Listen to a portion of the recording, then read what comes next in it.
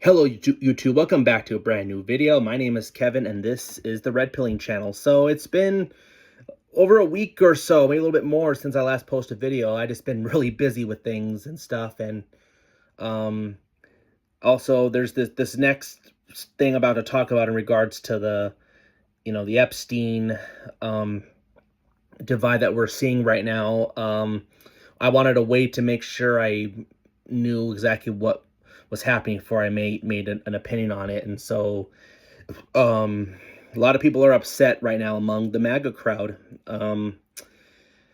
about why Trump is kind of not wanting to release the documents all of a sudden. And so a few months ago, this all started a few months ago because, Pam Bondi said that she was going to release, she had Epstein documents to release out that the public should be able to see. And then nothing got released and people were wondering. And now she comes out and says that no such thing exists. So people are not happy with her because they feel they were lied to.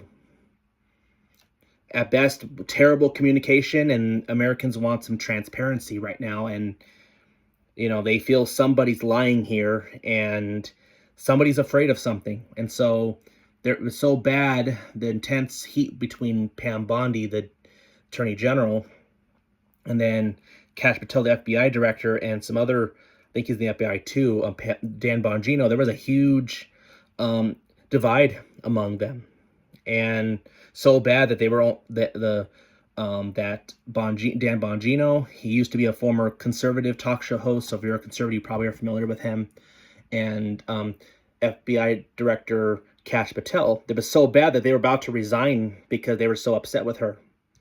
So thankfully, it sounds like neither of them have resigned. So I don't know what Trump said with them to convince them to stay, but people are not happy, and because of that, Trump, kind of opened his mouth on Twitter and basically said that he thinks the FBI Epstein files are not only boring, but there's doesn't understand why people want to see them so bad, and is upset about them because saying that they're manufactured by some really bad people, particularly the Obamas, the Clintons, and James Comey, a former FBI director that was really corrupt in his and the intelligence agencies he believes, so I don't know, a lot of MAGA's not falling for that because he said in a couple of rallies that he was going to release the documents suddenly. So what is going on here that he suddenly doesn't seem to want to, release them?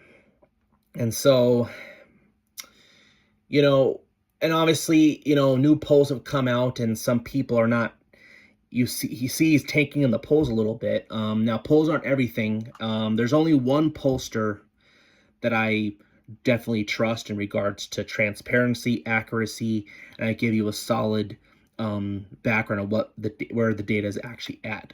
His name goes by Richard Barris, the People's Pundit, and his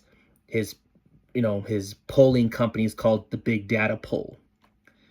And so he's known for being one of the most accurate pollsters out there, probably the most accurate. And he nailed the presidential race. He's almost identical.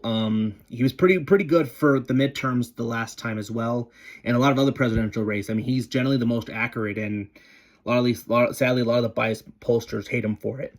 So, and whether you like him or not, he's kind of more right wing, but he's definitely tries to be honest in regards to being accurate. So I definitely trust him, and I would recommend, maybe if you're into data at all, I'd recommend maybe consider giving him a subscription.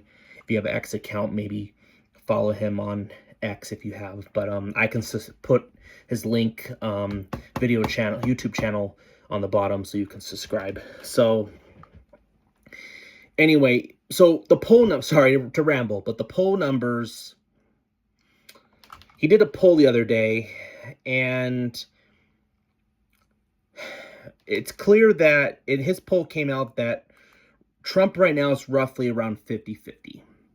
It's around 48%-ish to be exact. I can, post that as well, the exact source on the bottom so you can see it. But So it's roughly 50-50. So it looks like, that's not too bad. Trump's holding his own. Well, here's a catch with this, okay? Clearly, Trump has faltered in the polls lately among his core base, and that generally is young voters and some of the working class and some of the Hispanic voters. And I think there's a couple reasons for this. Okay.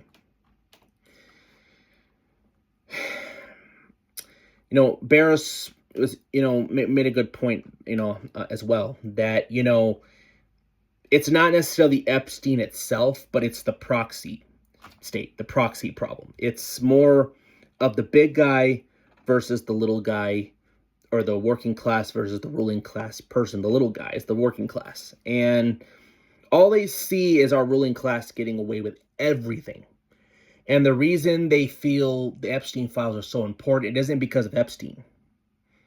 Okay? We know he's a disgusting man, evil man, and burning in hell. That's where he should be.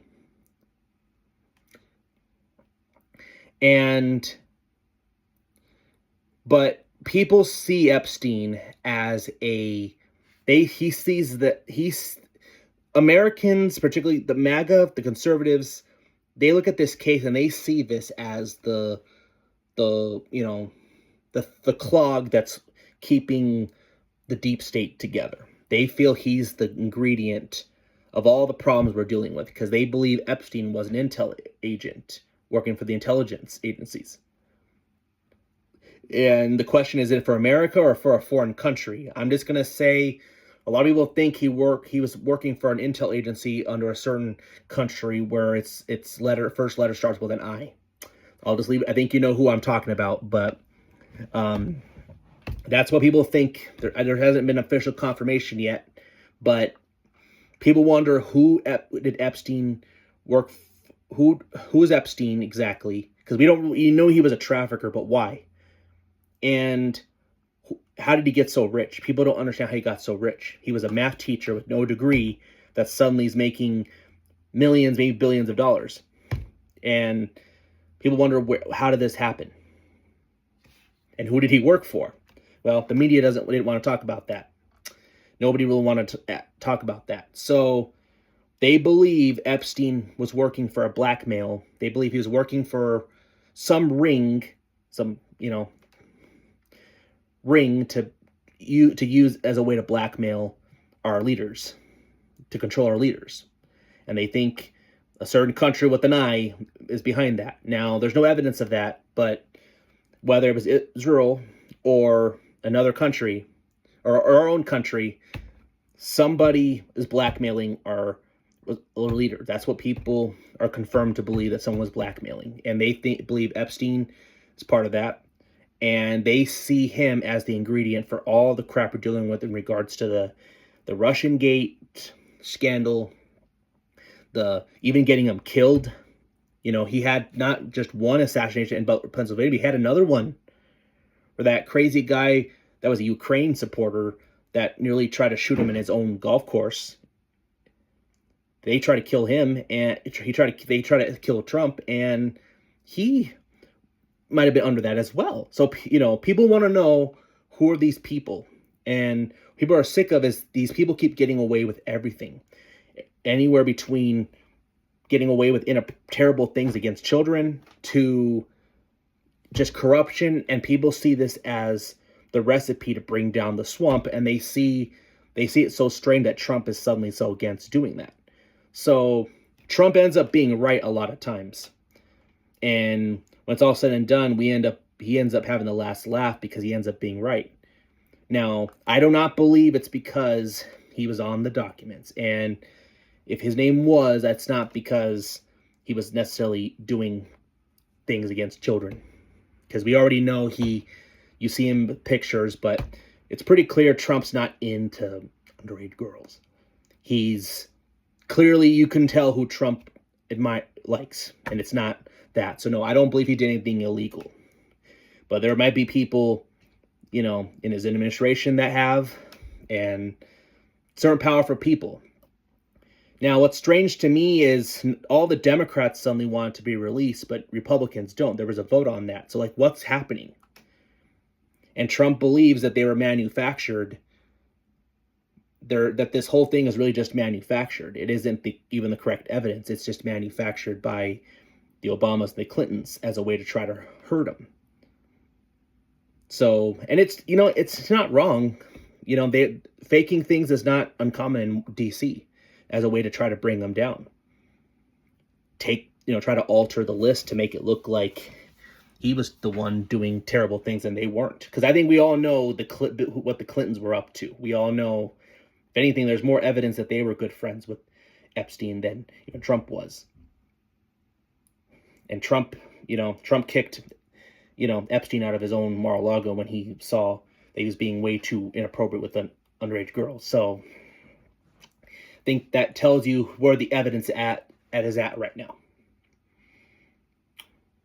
So, anyway, that's a little bit about that. But I think Trump's frustrated largely, too, because he feels this is being clogged. And it's so in the face right now that people are overlooking the successes he's doing. But Americans see this as the opportunity to drain the swamp. So I think the list needs to come out, and I hope it does. And if, get the right information to be released, whatever it is. If you think that this current thing that's being brought out was fake, then fine, get the real one so we can have an idea. And I think what Americans want is they want to know, who did Epstein work for, and was he a foreign intelligence agent for a foreign country? That's what America wants, really. For the client list, a lot of people want the client list too, to see if there were any other people that he worked for that were doing bad things to kids at his island. That's another one, who was at the island. But suddenly they say that no longer exists. So it's like there's a lot of he said, she said right now on that. But I think the most important one right now is, who did Epstein work for, and who is controlling our politicians to blackmail them? Because there's something evil going on. And this could be the thing that brings down the swamp, and I hope Trump doesn't miss it. Because that's what one big thing he talked about, is draining the swamp. And I guess, yes, he feels upset because he's feeling distracted when he feels he has other things to worry about, like election integrity, more on the border, all these other things. But now we're focusing on a dead guy. That's what Trump seems to feel right now. People are focused on a dead guy, and it's not a dead guy. It's, who is he connected to all the problems with the same people who did all these things to you? Try to throw you in prison, destroy your life, to kill you, Trump. We don't know. But it needs to be answered. And, I don't think this is necessarily end all be all for Trump. Some people think this is all of a sudden end all be all for him. You have some people who are suddenly leaving him because of this. It's like, they were never supporters anyway, if they're that petty about things. But, it could cost him midterms if he keeps opening his mouth in bad ways and kind of blowing it off like it's nothing, because his voters seem to say otherwise. And even if they're a small percentage, it matters. So don't underestimate those voters. So anyway, that's a little bit of my view on that. Now, Barris talks about why the young vote decline with young voters. Well, again, it's a little bit of everything. There's three things that have really happened the last month or so. Some of Trump's weird messaging. Sometimes Trump says some weird things. Something about potentially giving amnesty to farmers. Now, some things show that Trump never actually said that, but there seems to be some interpretation that he has kind of indicated that, and that's kind of upsetting young voters. They don't want amnesty. The ones who voted for him actually want stricter immigration laws. And people are not happy with that. Same with the working class, no. And Hispanics, they don't want amnesty either. So so amnesty for farmers, people are upset because Trump seems to give the signal that he might do that. He seemed to say the other day that he won't, but he's said some strange things that have kind of turned off people for indicating such. Then there's the bombing of Iran. Now, he didn't invade Iran. He didn't really officially, it wasn't even a real war, but people, a lot of Trump's base are younger and working class, and they do not like intervention at any circumstance. And they really see that Trump was doing this on behalf of Israel. You know, I hate to say it, but the core MAGA is not very pro-Israel, not in the traditional way, not the traditional conservatives. And they see that Trump did this more out of pressure because of Israel, for Israel's interests, because they want regime change. And that's not what Trump did. It was because of the weapons. And Trump was able to get them a deal, but people saw that as intervention, and they didn't like that. And they kind of saw that Trump was being controlled by Benjamin. That's why they are not happy with the intervention. And they're more isolationist, and they really don't want to be involved in the world affairs. Some might argue that some of these certain voters are only America only. Well, yeah, because America is suffering right now, and all the news seems to want to tell us is the biggest threat is Iran and Israel and blah, blah, blah. And, we have drug addicts, we have people that can't buy a house, and we want to talk about foreign countries. So people are upset by that. And then the Epstein stuff, kind of deminimizing it, kind of insulting some certain voters by saying, I don't want you here if you're obsessing over it. And so people are upset by that. And here's the thing. We've heard about the Epstein files for years, and it's so interesting for people that they want to see it released. What was happening? They want to know who's behind all this. And they see Trump as missing his chance of draining the swamp if he doesn't do this, and they feel that he's breaking their promise to them if he doesn't do this. So that's why Gen Z is upset. And I also think they're impatient because not enough things are getting done like he promised either. They're executive orders, but they know they're not laws. But they also need to blame the Republicans that keep stalling his agenda too, like the Democrats are. So it's not all his fault. But people are getting impatient. He needs to emphasize the economy a little bit more. I think, of course, it doesn't help with this situation, but I think the economy needs to be more emphasized because I think that would help him too if he talks more about the economy. And I think there hasn't been enough emphasis on it. He's done good. It hasn't crashed. It's actually doing great. The tariffs are actually helping, but the messaging hasn't connected to these people right now. And I think he needs to do a little bit better on that, in my opinion. So yeah, that's why people are upset right now. And here's a concern. My last point. Here's a concern, okay? It seems he has a 50-50 approval rating with voters. So it seems like, okay, he's doing okay. He's still right around the same, and that's kind of normal for how divided we are, but it's definitely higher than last time, But his bump is largely from degrees with people with a degree. They're more suburbanite and higher education. You know why? Because he intervened with Iran. He bombed Iran, and a lot of educated but boomerish voters love intervention. And Trump did a tiny bit of intervention, so they give him a little bit of an approval rating for that. While young voters are not too happy with that. So they're kind of not too happy with that. And so yeah, that's why they're upset. And here's the thing. Barris made it pretty clear who these voters are. They generally vote Democrat, and all the evidence shows that they're likely going to vote Dem come midterms and the next presidency in 2020 anyways. So yeah, it seemed like it's a temporary bump because of the intervention, but he's losing right now the voters that we need to come out in midterms and for 2028, and it's not happening very well, particularly blue collar, working class, and the young voters that put him over the top. And he needs to do better at no amnesty, or Republicans are finished if he caves on that. I know they're trying to use this Epstein as a way to distract him so they can kind of get him at a weak time where he's not so focused. So maybe they think they can get him to cave. on that, but no amnesty, or you lose Hispanics, young voters, and working class. They do not want amnesty.